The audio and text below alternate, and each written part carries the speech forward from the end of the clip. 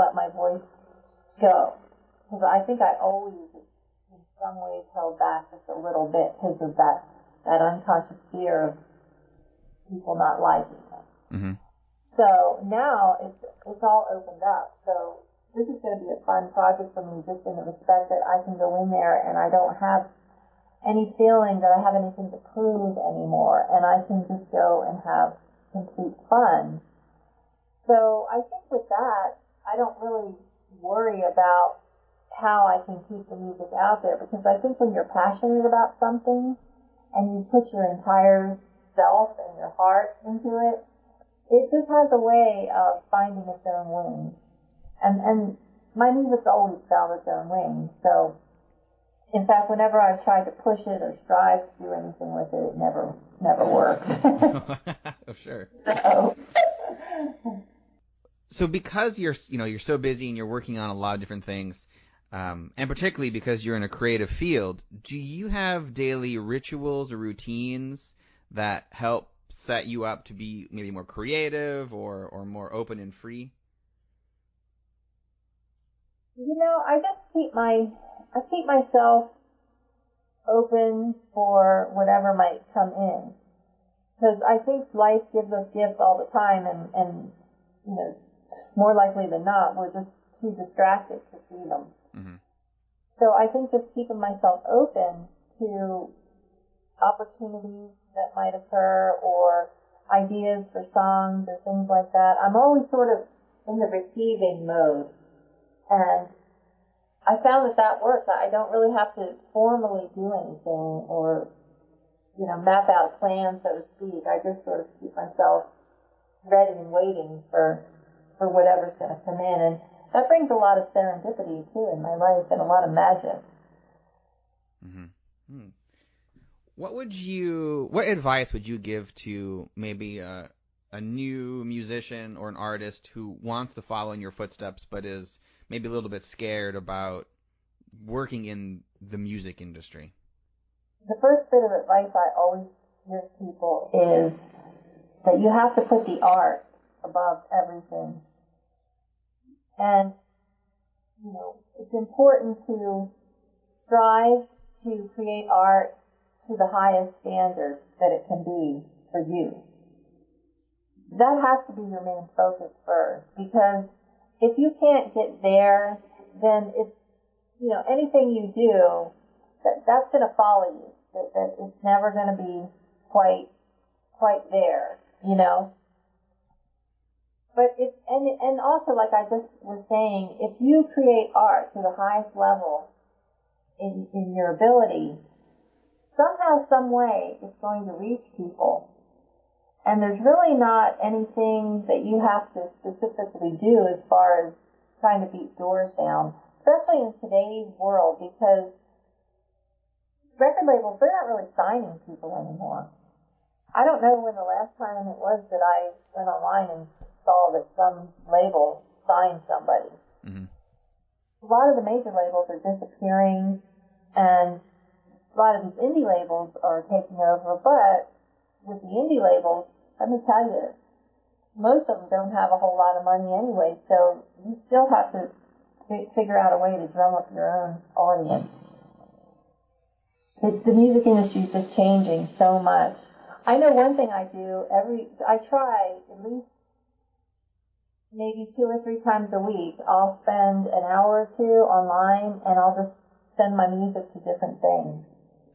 Radio stations or magazines that are, review music, or anything I can find to do something to put my music out there. And maybe you don't see results immediately, but the process of building that over and over and over will result in something. And that's how I got the Christmas song so big, because I just, every year, I just honed that. I would send out a press release in the media, and I would do some promotion on YouTube and social media and things like that. And, it just sort of, more and more people started finding out about it. So you have to have patience. It's not going to happen overnight. Mm-hmm. Oh, yeah, and it sounds like you've been very persistent, which has worked out very well for you. Yeah, you have to be persistent, and you can't give up. I was talking to a friend the other day, and she knows a young gal who, I guess a label was talking to her about the possibility of signing her, and I don't know what they wanted her to do, but it was stuff that she felt uncomfortable with. And so she turned it down, and then she got real discouraged and depressed, and said she was going to give up music because she couldn't see any other way to become successful without selling herself, to this label. And, that's just, I said, that is just not the way to think. Mm-hmm. Especially for young people. You have time. You have a lot of time, a lot of life ahead of you. So just be persistent, like you said, and focus on making your music the best you can make it. Don't settle for mediocre music. Yeah. A lot of it out there is. I spent a lot of money to record my music and find the upper echelon of musicians and things like that. You can't expect to go in the studio with your local yokel guys, your amateurs, and then make some record that's going to shake people out of their shoes. I mean, that's not going to happen. Yeah. Because the production is so important. People don't realize that. But I grew up in the 60s and 70s, so I know all too well how production really is what makes the magic. Mm-hmm. Oh, yeah. What would you say is the best advice you've ever received? This is funny because my dad was not supportive of my music very much, and he always sort of made little snide comments. Like, if I would tell him that I achieved something, he'd say, "Oh, well, we'll see what happens with it," right? Mm-hmm. So I never expected that he would be the one that would give me the best advice, but we were talking one day about singing, and he started talking about some of the great singers over time, and one in particular he mentioned was Ella Fitzgerald. And he says, that's the thing, when you sing, you have to just sing your guts out. You just have to sing from the depths of yourself, and Mm-hmm. just don't hold back. That's what was so great about those people. And I don't think he realized he was giving me advice, but that really struck me, and I thought, at that point in my life, I had not been able to do that. I could sing really well. Technically, I had it down, but I wasn't letting loose like that. Mm-hmm.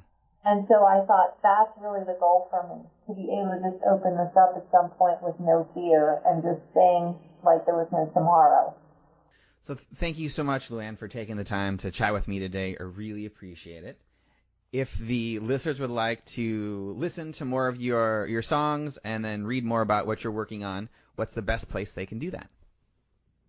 They can go to www.luannehunt.com, or they can find me on Facebook, and my URL there is facebook.com/indie country star Luanne Hunt. So, and then I'm on SoundCloud, I'm on Amazon. Just, if you type in my name in Google, there's going to be quite a bit of resources to find me. Okay, great. I'll make sure I put a lot of those in the show notes so the listeners can just click on through and find you. Okay. Wonderful. Well, again, thank you so much for your time. Have a wonderful day. Yeah, thank you. This has been great, and I appreciate the opportunity. Sure, of course. It's my pleasure. Thanks. Thank you. All right, bye, Luanne. Bye-bye. Thank you for listening to another episode of the Advance Your Art podcast. If you like this episode, please go into iTunes and give us a 5-star rating. And while you're there, hit the subscribe button so that every single time I release a new episode, it will go directly to you without even thinking about it. If you're interested in hearing older episodes, please go to advanceyourart.com, where you can find the catalog of everything I've done so far, as well as contact information and projects I'm working on. Thank you again, and have a great day.